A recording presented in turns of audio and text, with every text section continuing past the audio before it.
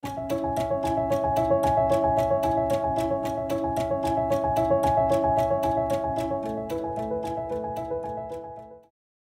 province du Kasaï central aurait-elle escroqué sa propre population entre 2022 et 2023? En tout cas, la question peut sembler un peu plus forte, mais croyez-moi, avec ce que nous avons découvert, elle mérite d'être posée. Vous vous demandez sûrement comment est-ce possible que la province escroque sa propre population? Alors attendez un instant, je vous explique.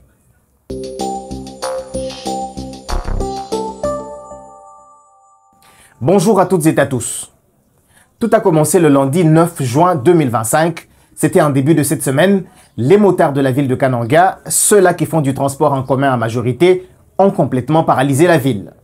En cause, ils protestaient contre le recouvrement forcé des taxes et impôts lancé par la DGRCAC, la Régie financière provinciale.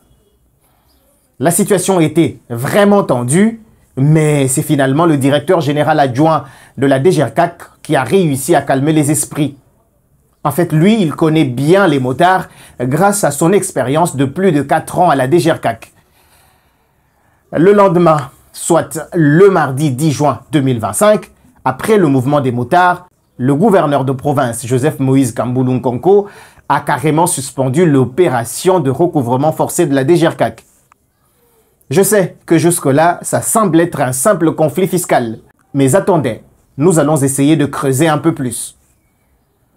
Les motards, dans leur mouvement, ils ne protestaient pas seulement contre les taxes qui s'élèvent à 96 $, dont 50 $ rien que pour la plaque d'immatriculation. En effet, ils disent avoir été trompés, et cela pas aujourd'hui, mais depuis 2 ans. En 2023, sous le gouvernement provincial dirigé par le gouverneur John Kabeya Chikayi, la mairie de Kananga avait mis en place un système de jetons quotidiens. L'idée était que chaque motard devait payer 1000 francs congolais par jour et à la fin, avec tous les jetons accumulés, on leur remettrait les documents officiels comme la plaque d'immatriculation et d'autres. Mais voici le problème. Aucun document n'a jamais été remis et après plus d'1 an à payer, les motards sont restés les mains vides. Alors chez nous, le Kasaïen.net, nous nous sommes dit que nous devons comprendre cette affaire.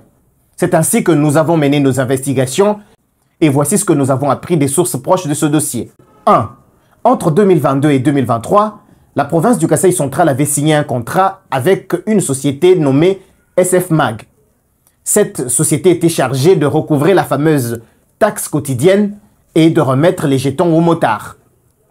2.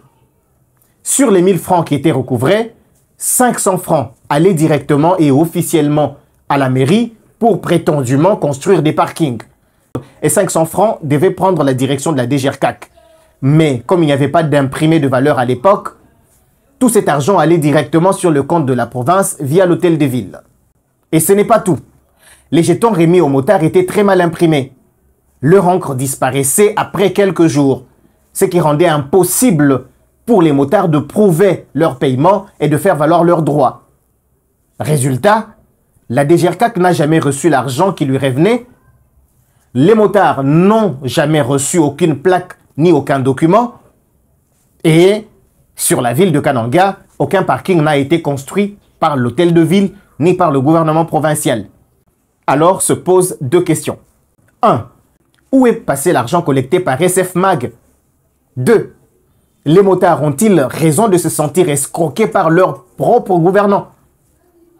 Nous vous laissons répondre à ces questions en commentaire et nous, de notre côté, nous continuons à creuser davantage sur cette question. Voilà, c'était Je vous explique sur le Kasaïen.net. À très bientôt pour un nouveau numéro de votre capsule.